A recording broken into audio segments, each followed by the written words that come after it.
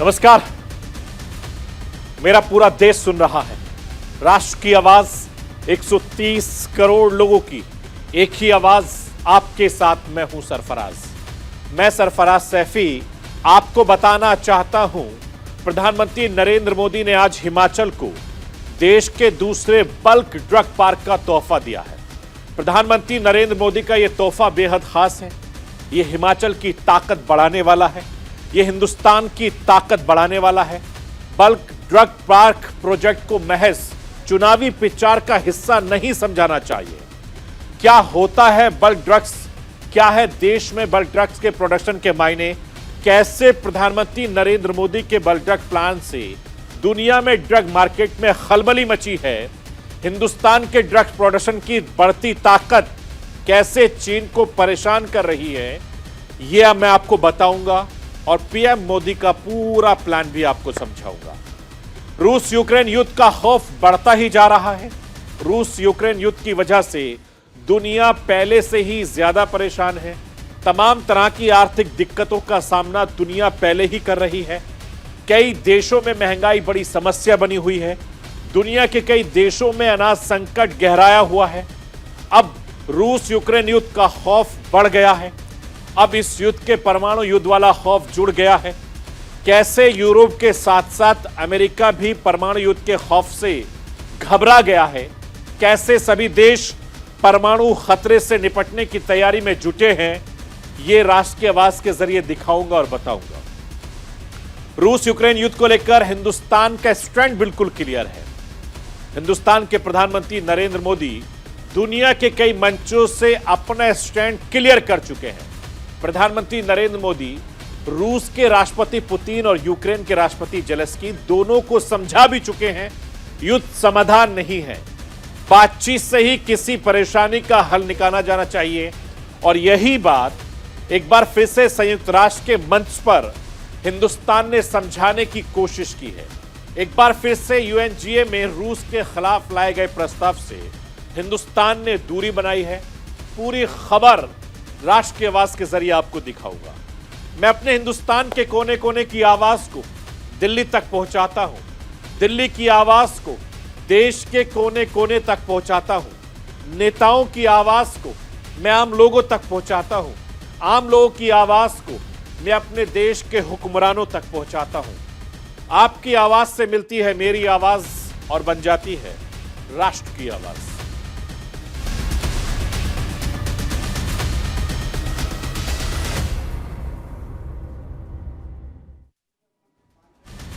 आज प्रधानमंत्री नरेंद्र मोदी ने हिमाचल प्रदेश का दौरा किया। प्रधानमंत्री मोदी ने हिमाचल के ऊना और चंबा में कई विकास परियोजनाओं का शिलान्यास किया, लोकार्पण किया। दोनों जगहों पर जनसभाएं भी की। वंदे भारत ट्रेन उद्घाटन किया। ये तस्वीरों के जरिए मैं आपको दिखाने की कोशिश करता हूं। हिमाचल में इसी साल के आखिर में चुनाव होने वाले हैं। प्रधानमंत्री नरेंद्र मोदी ने हिमाचल को वंदे भारत ट्रेन की सौगात दी। देश की चौथी वंदे भारत ट्रेन हिमाचल के इंदौर से नई दिल्ली के बीच शुरू की है। इस ट्रेन ने हिमाचल को दिल्ली के और करीब ला दिया है। करीब 5 घंटे में अब आप दिल्ली से ऊना पहुंच सकते हैं।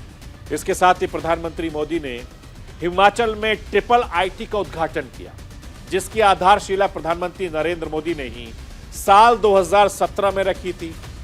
प्रधानमंत्री मोदी का फोकस उन परियोजनाओं पर जरूर रहता है जिसका शिलान्यास उन्होंने किया है। उसका अपडेट वो वक्त वक्त पर लेते रहते हैं। इसी कड़ी में आज ट्रिपल आईटी भी जुड़ गया है। इस वक्त इस संस्थान के 500 से ज्यादा छात्र पढ़ाई कर रहे हैं। कुल मिलाकर प्रधानमंत्री मोदी ने हिमाचल के ऊना को करीब 8,000 करोड़ की सौगात दी है, जिनमें तमाम तरह की विकास परियोजनाएं भी शामिल हैं। मैं तस्वीरों के जरिए आपको बताना और दिखाना चाहता हूं कि प्रधानमंत्री नरेंद्र मोदी का हिमाचल दौरा आपको पहली नजर में एक आम चुनावी दौरा लग सकता है। साल के आखिर में गुजरात के साथ हिमाचल में भी चुनाव होने हैं, इसलिए प्रधानमंत्री मोदी दोनों राज्यों को विकास परियोजनाओं की सौगात दे रहे हैं। आपको ये आम बात लग सकती है, लेकिन ऐसा नहीं है, इसमें कुछ बेहद खास है। मैं आपको प्रधानमंत्री मोदी की एक बेहद खास तैयारी के बारे में बताना चाहता हूं, जिसकी चर्चा दुनिया में हो रही है, जो दुनिया में हिंदुस्तान की छवि को और ज्यादा बुलंद कर रही है, जो आने वाले वक्त में हिंदुस्तान की अर्थव्यवस्था को और ज्यादा मजबूती देने वाला है। प्रधानमंत्री मोदी ने ऊना में 1900 करोड़ रुपए के बल्क ड्रग पार्क की आधारशिला रखी। 1405 एकड़ भूमि में बनाया जाएगा। इस प्रोजेक्ट के 3 साल पूरा बनकर होने की संभावना है। जब यह बल्क ड्रग बनकर तैयार हो जाएगा, इससे फार्मा इंडस्ट्री में करीब 10,000 करोड़ रुपए तक के निवेश आने वाले उम्मीद की जा रही है। इसके अलावा इस प्रोजेक्ट से 20,000 से ज्यादा लोगों को रोजगार मिल सकेगा। केंद्र सरकार इस ड्रग पार्क को विकसित करने के लिए हिमाचल प्रदेश को 1100 करोड़ रुपए का सहयोग भी देगी। मैं आपको यह बताना चाहता हूं कि किस तरीके से आने वाले वक्त में यह bulk drug project Himachal Pradesh को आर्थिक मजबूती देने के साथ साथ देश की अर्थव्यवस्था को मजबूती देगा। अब मैं आपको थोड़ा सा पीछे लिए चलता हूं, जिससे आप इस प्रोजेक्ट के पीछे के प्रधानमंत्री मोदी के विजन को समझ सकेंगे। इस प्रोजेक्ट की आधारशिला आज रखी गई, लेकिन इसकी तैयारी पिछले 2 सालों से जारी है। पहली बार कोरोना के शुरुआती दौर में इसकी जरूरत महसूस की गई। कोरोना काल में प्रधानमंत्री मोदी का जोर आत्मनिर्भर भारत के निर्माण में बढ़ा। प्रधानमंत्री मोदी ने महसूस किया कि देश में दवाओं के निर्माण को रफ्तार देने के लिए देश की आयात निर्भरता को कम करने की जरूरत है। प्रधानमंत्री मोदी की यही सोच बल्क ड्रग पार्क के निर्माण की वजह से बनी हुई है। 20 मार्च 2020 को केंद्रीय कैबिनेट ने इसका फैसला लिया। 15 अक्टूबर 2020 को हिमाचल की राज्य सरकार ने ऊना के हरोली में बल्क ड्रग पार्क के लिए प्रस्ताव को भेजा गया था, जिसे अप्रूवल मिलने के बाद हिमाचल का यह बड़ी सौगात मिली है। हिमाचल में बल्क ड्रग पार्क का काम शुरू हुआ। मैं आपको बल्क ड्रग के बारे में बताना चाहता हूं, क्या होता है ये बल्क ड्रग, जिसकी कमी देश में सालों से महसूस की जा रही थी। देश के फार्मा उद्योग के विकास में सबसे बड़ी बाधा मानी गई। बल्क ड्रग को एपीआई कहते हैं, जिसका मतलब होता है एक्टिव फार्मास्यूटिकल इंग्रेडिएंट। एपीआई किसी दवा या ड्रग के प्रमुख घटक होते हैं जो दवा या ड्रग को प्रभावित करते हैं मेडिकल क्षेत्र में। उदाहरण के लिए पैरासीटामोल क्रोसिन के लिए एक एपीआई है। ये पैरासीटामोल एपीआई ही शरीर में दर्द और बुखार से राहत देता है। एपीआई एक रासायनिक यौगिक होते हैं जो किसी दवा को आखिरी रूप में तैयार करने के लिए सबसे ज्यादा महत्वपूर्ण कच्चा माल माना जाता है। एपीआई के लिए भारत सबसे ज्यादा चीन पर निर्भर करता है। हर साल करोड़ों रुपए के एपीआई का आयात होता है। वित्त वर्ष 2018-19 में भारतीय दवा कंपनी ने 240 करोड़ डॉलर का एपीआई चीन से मंगवाया था। उस वक्त करीब 76% एपीआई अकेले चीन से आयात किया गया था। भारत चीन पर 53 प्रकार के एपीआई के लिए निर्भर है, जिनमें 35 तरह के एपीआई का उत्पादन अब पीएलआई के स्कीम के तहत देश में शुरू कर दिया गया है। बाकी बचे हुए 18 एपीआई के साथ एक एपीआई का उत्पादन देश में पर्याप्त मात्रा में है। इसके लिए ही बल्क ड्रग पार्कों के निर्माण पर जोर दिया जा रहा है, जिसके बाद भारत के दवा उद्योग की निर्भरता चीन पर लगभग खत्म हो जाएगी। मैं राष्ट्र की आवाज के जरिए आपको यह भी बताना चाहता हूं, भारत दवा निर्माण में आत्मनिर्भर हो रहा है। भारत से दवा निर्यात और तेजी से बढ़ेगा। मैं आपको यह बताना चाहता हूं कि प्रधानमंत्री मोदी की योजना देश में 3 बल्क ड्रग पार्क करने की है। इसके लिए गुजरात, आंध्र प्रदेश और हिमाचल प्रदेश को चुना गया है। गुजरात, आंध्र प्रदेश और हिमाचल प्रदेश में बल्क ड्रग पार्क के लिए करीब 3000 करोड़ का बजट तय किया गया है।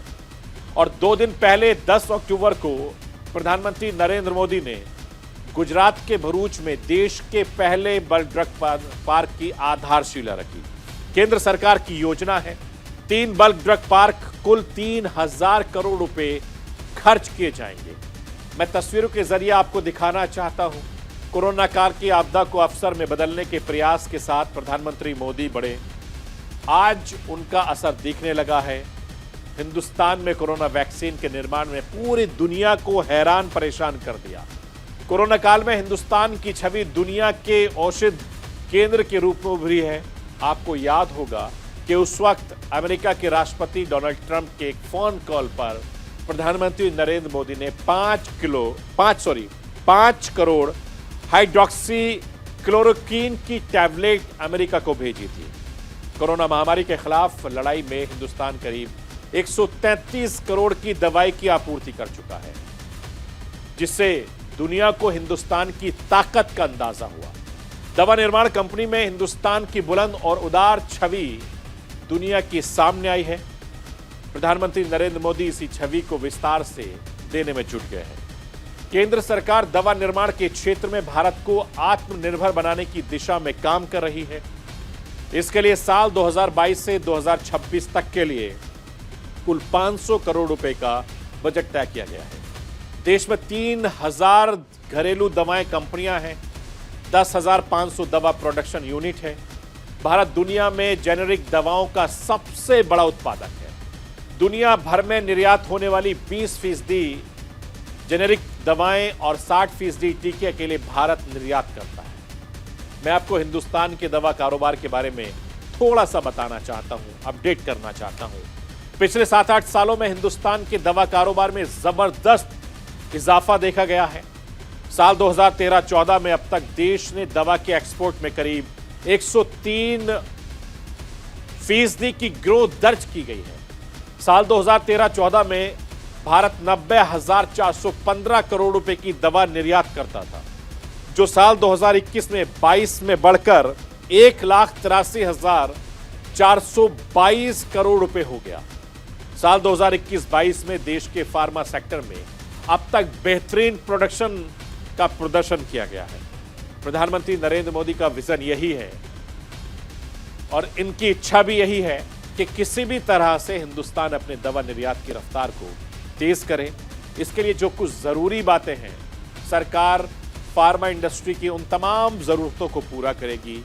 इसी दिशा में आज हिमाचल में प्रधानमंत्री मोदी ने दूसरा कदम उठाया।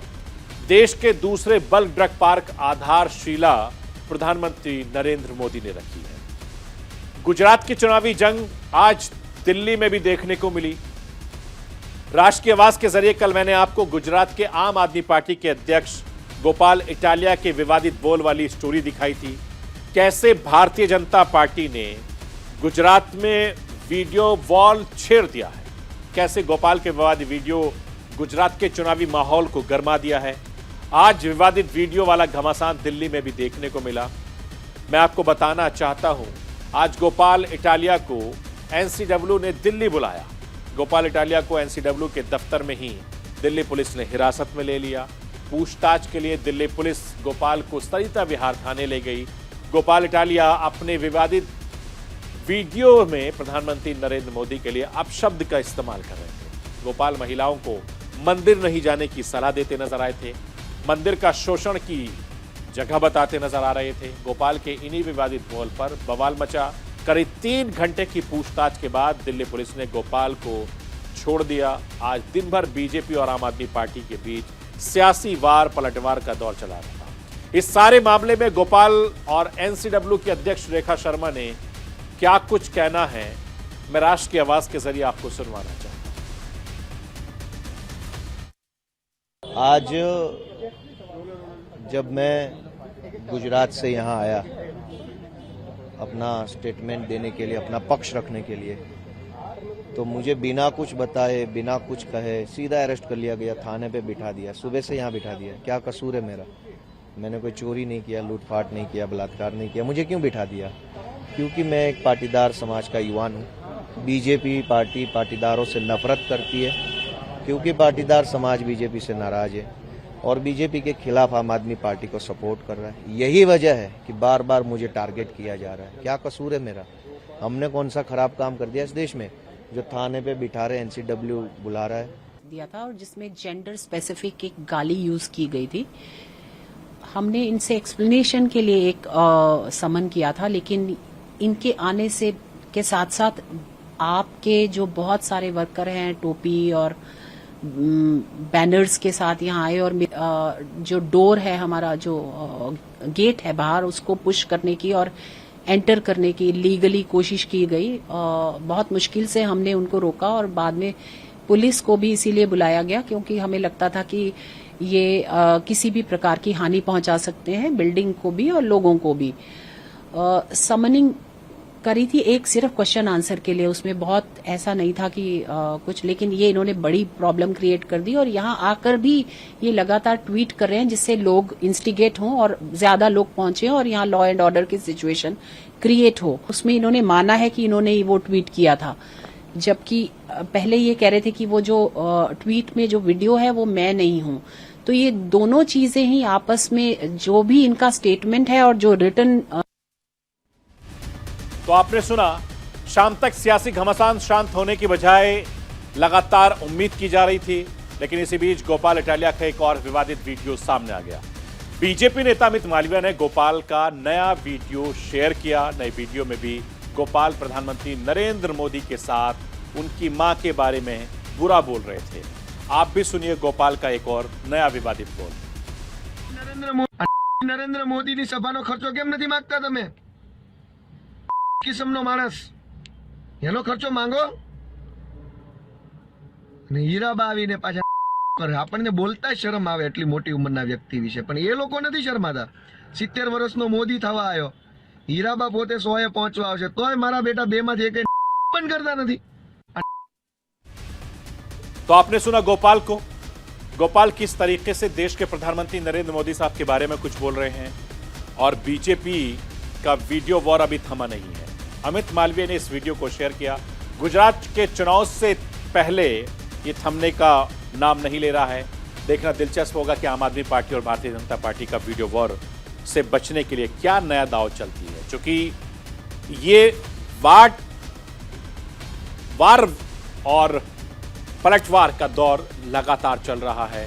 एक के बाद एक भारतीय जनता पार्टी के नेता गोपाल के पुराने वीडियो को बनाकर लगातार उसके खिलाफ एक बड़ी प्लानिंग और साजिश हो रही है। राष्ट्र की आवाज में रुकूंगे छोटे से ब्रेक के लिए। ब्रेक के बाद जब वापस आऊंगा तो आपको बताऊंगा कि यूक्रेन और रूस के बीच जंग खत्म होने के बजाय लगातार तेजी से बढ़ती जा रही है। क्या है खबर, इस छोटे से ब्रेक के बाद।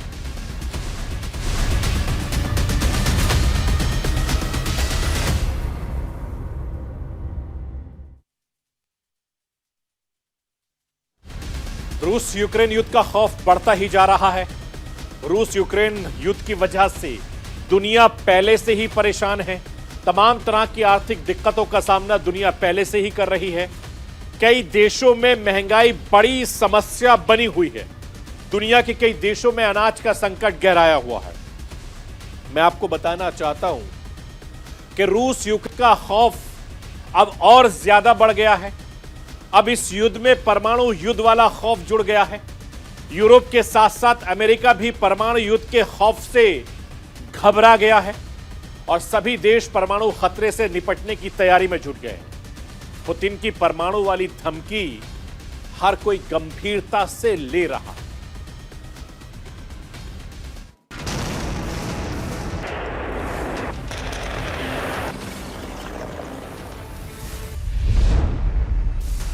यूक्रेन में रूसी सैनिकों का भीषण हमला जारी। यूक्रेन के जवाबी हमले से तिलमिलाए पुतिन। बाइडेन को सता रहा है परमाणु हमले का डर। परमाणु हथियारों के इस्तेमाल से पुतिन को गुरेज नहीं। यूक्रेन को मिल रहा है G7 देशों का साथ। अंतर्राष्ट्रीय समुदाय से जेलेंस्की की अपील। यूक्रेन में रूसी सैनिकों का भीषण हमला जारी है। यूक्रेन के जापोरिजिया के न्यूक्लियर प्लांट पर रूस ने कब्जा जमा लिया है। प्लांट की इलेक्ट्रिसिटी सप्लाई बंद हो गई है। ये बीते 5 दिनों में दूसरी बार है। अंतर्राष्ट्रीय परमाणु ऊर्जा एजेंसी के प्रमुख राफेल ग्रासी ने रूसी राष्ट्रपति के साथ मुलाकात की और जापोरिजिया परमाणु ऊर्जा संयंत्र की सुरक्षा को लेकर गंभीर चिंता जताई। ग्रासी ने पुतिन से कहा, इस क्षेत्र में परमाणु दुर्घटना बहुत हानिकारक साबित हो सकती है। इस बीच पुतिन ने परमाणु संयंत्र की सुरक्षा का भरोसा दिया। आपको बता दें कि रूस के लगातार हमलों की वजह से यूक्रेन के कई शहरों में बिजली सप्लाई ठप हो गई है। 10 शहर ऐसे हैं जो अंधेरे की जद में हैं। रूस ने भीषण हमले तब किए जब यूक्रेन और क्रीमिया को जोड़ने वाले एक पुल को तबाह किया गया था। रूस के लिए क्रेज स्ट्रेट ब्रिज बेहद अहम था, जिसे अब तबाह कर दिया गया है।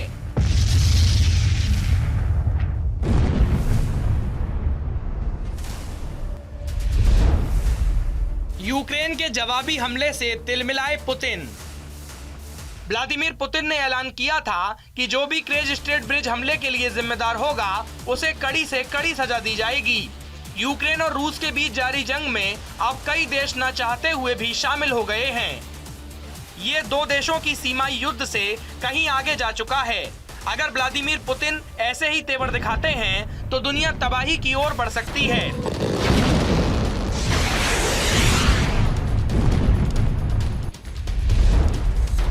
क्रीमिया ब्रिज अटैक मामले में गिरफ्तारी। रूसी फेडरल सिक्योरिटी सर्विस ने ब्रिज ब्लास्ट के सिलसिले में 8 लोगों को गिरफ्तार किया है। रूस का दावा है कि ये यूक्रेन के रक्षा मंत्रालय के इशारे पर किया गया। व्लादिमीर पुतिन पहले ही धमकी दे चुके हैं कि अगर उनके खिलाफ दुनिया ने साजिश रची तो दुनिया को इसका खामियाजा भुगतना पड़ सकता है। जैसे ही रूसी सेना हार की कगार पर पहुंचेगी, व्लादिमीर पुतिन परमाणु हमले जैसे कदम उठाने से हिचकेंगे नहीं। रूस की यूक्रेनी शहरों में भीषण बमबारी। यूक्रेन के कई इलाकों में यूक्रेनी सेना रूसी सैनिकों पर भारी पड़ रही है। यूक्रेनी सैनिकों के मुंहतोड़ जवाब से रूसी सैनिकों का हौसला टूट रहा है। अमेरिका के राष्ट्रपति जो बाइडेन साफ कह चुके हैं कि हार के डर से इस युद्ध में व्लादिमीर पुतिन परमाणु हथियारों का इस्तेमाल कर सकते हैं। जो बाइडेन का कहना है कि व्लादिमीर पुतिन सिर्फ मजाक नहीं कर रहे हैं, वह दुनिया को परमाणु युद्ध में झोंक सकते हैं। जो बाइडेन ने न्यूयॉर्क के डेमोक्रेटिक पार्टी के फेड रेंजिंग कार्यक्रम के दौरान दुनिया को आगाह किया है कि व्लादिमीर पुतिन यूक्रेन के खिलाफ परमाणु हथियारों का इस्तेमाल कर सकते हैं। बाइडेन को सता रहा है परमाणु हमले का डर। अमेरिकी राष्ट्रपति जो बाइडेन ने कहा, मैं ये पता लगाने की कोशिश कर रहा हूँ कि पुतिन का रास्ता क्या है, वे कहां से कोई राह निकालते हैं, वे अपने आप को इस स्थिति में कहां खड़ा देख रहे हैं। वे रूस में अपनी पहचान खो सकते हैं और ताकत भी। CNN की एक रिपोर्ट के मुताबिक अमेरिका को डर सता रहा है कि रूस परमाणु हमला कर सकता है। अगर हमला हुआ तो किस परिस्थिति में अमेरिका अपने नागरिकों की हिफाजत करेगा, इस रणनीति पर भी विचार किया जा रहा है।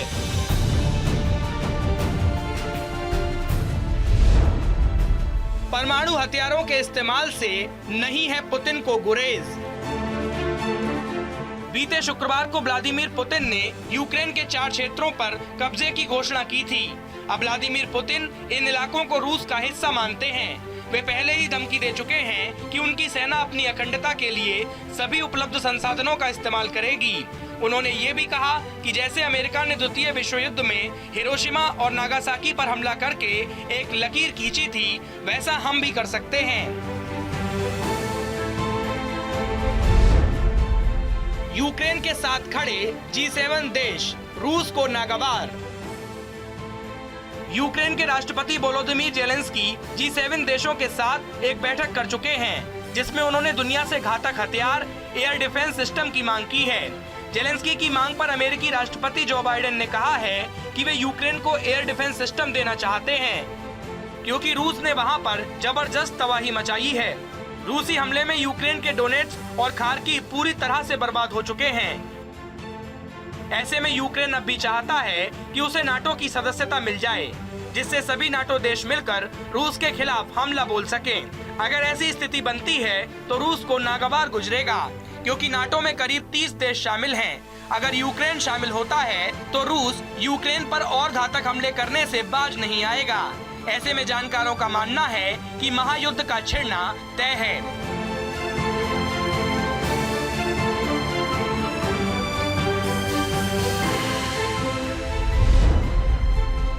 अंतर्राष्ट्रीय समुदाय से जेलेंस्की की अपील। 8 महीने से यूक्रेन रूसी हमले को झेल रहा है। इतना ही नहीं, यूक्रेन रूसी कब्जे वाले अपने इलाकों को रूस से छुड़ाने के लिए काउंटर अटैक भी कर रहा है। यूक्रेन की सेना ने रूस के कब्जे वाले कई क्षेत्रों को छुड़ा लिया। अब यूक्रेनी राष्ट्रपति वोलोडिमीर जेलेंस्की ने अपनी पकड़ को मजबूत करने के लिए अंतर्राष्ट्रीय समुदाय से वित्तीय समर्थन बढ़ाने की अपील की है। जेलेंस्की ने कहा है कि रूसी बमबारी से नष्ट हुए स्कूलों और घरों के पुनर्निर्माण के लिए उन्हें ज्यादा से ज्यादा पैसों की जरूरत है।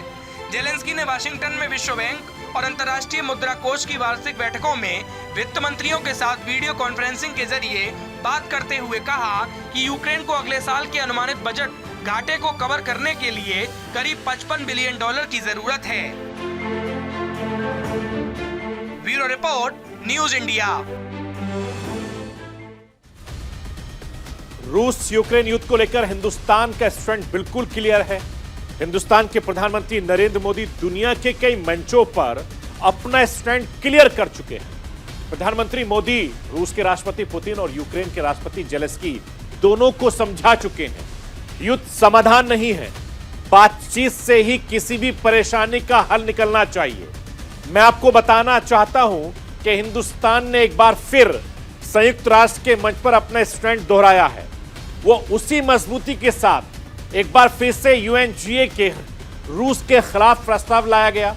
एक बार फिर से यूएनजीए में रूस दुनिया में अलग थलग दिखा, लेकिन हिंदुस्तान ने इस अपना प्रस्ताव से दूरी बनाई और दुनिया को एक बड़ा संदेश दिया, यह हिंदुस्तान ही कर सकता है।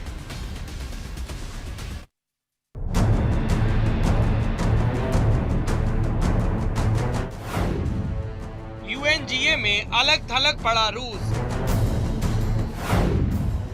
यूएन बैठक में रूस की कड़ी निंदा। 193 में से 143 देश हुए खिलाफ। प्रस्ताव के पक्ष में 143 देशों का मतदान।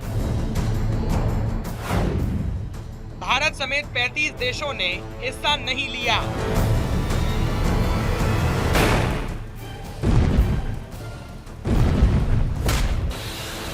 रूस और यूक्रेन के बीच का युद्ध बढ़ता जा रहा है। यूक्रेन खंडहर में तब्दील हो चुका है। जहां कभी लोगों की बस्ती थी, वो शहर रूसी हमले से वीरान पड़ा है। हजारों फ्लैट इसके गवाह हैं। यूक्रेन से कई लाख लोग दूसरे देशों में पलायन कर चुके हैं। इस बीच हर तरफ अब 4 यूक्रेनी क्षेत्रों में कब्जे को लेकर रूस की निंदा हो रही है।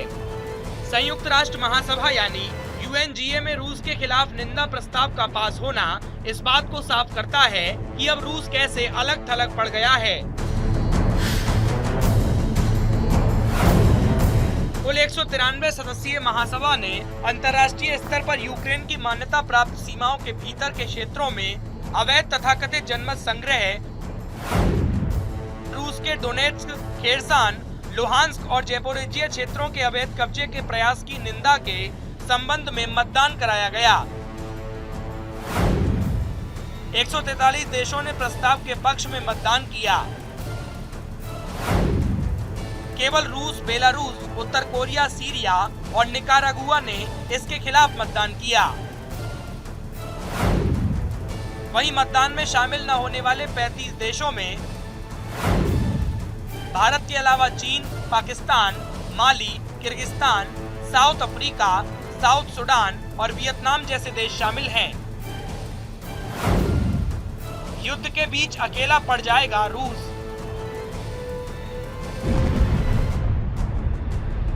दो देशों में जब युद्ध होता है तो पड़ोसी देशों और दूसरे देशों का साथ होना भी काफी मायने रखता है। रूस अपनी गलतियों की वजह से कई देशों का साथ अपने रिश्तों को खराब कर रहे हैं। यहाँ तक कि रूस के घनिष्ठ संबंध रखने वाले देश भारत ने भी संयुक्त राष्ट्र महासभा में रूस का साथ देने से बेहतर खुद को इससे दूर रखना समझा। यूएनजीए में बोलते हुए संयुक्त राष्ट्र में भारत की स्थायी प्रतिनिधि रुचिका कंबोज ने कहा कि हमारे प्रधानमंत्री ने स्पष्ट रूप से कहा है कि ये युद्ध का युग नहीं हो सकता। बातचीत और कूटनीति के माध्यम से शांतिपूर्ण समाधान के संकल्प के साथ भारत ने इस प्रस्ताव से दूर रहने का फैसला किया है। अमेरिका ने की प्रस्ताव की तारीफ। अमेरिका के राष्ट्रपति जो बाइडेन ने भी रूस के खिलाफ लाए गए इस प्रस्ताव की सराहना की और रूस को चेतावनी देते हुए कहा कि रूस बल की मदद से किसी देश की सीमाओं को नहीं बदल सकता और न ही दूसरे देशों के क्षेत्र को जब्त कर सकता है। जो बाइडेन लगातार रूस के खिलाफ बयानबाजी कर रहे हैं। रूस लगातार कर रहा हमले।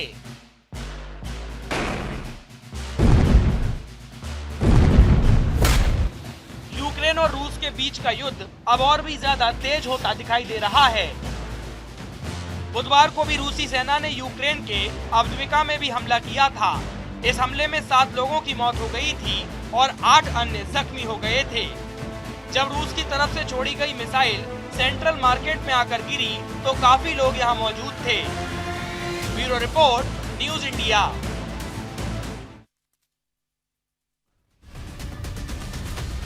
तो ये थी राष्ट्र की आवाज। बाकी खबरों के लिए आप बने रहिए न्यूज इंडिया के साथ। कल रात 9 बजे फिर होगी आपसे मुलाकात।